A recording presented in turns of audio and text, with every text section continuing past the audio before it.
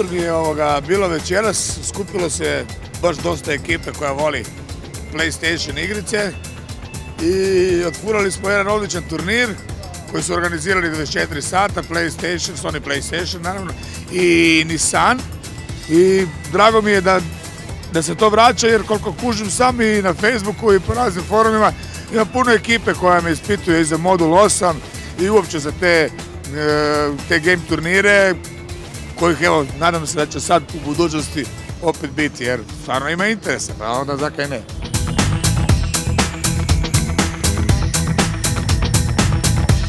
Današnji turnir je bio jako dobro organiziran na kraju i zadovoljan sam.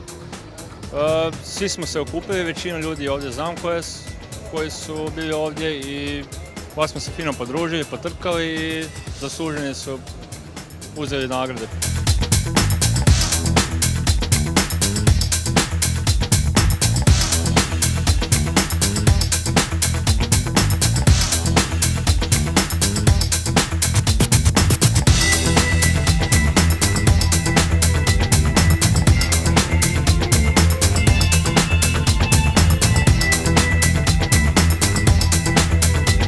Zadovoljan sam sa natjecanjem, bilo je odlično, organizacija je super.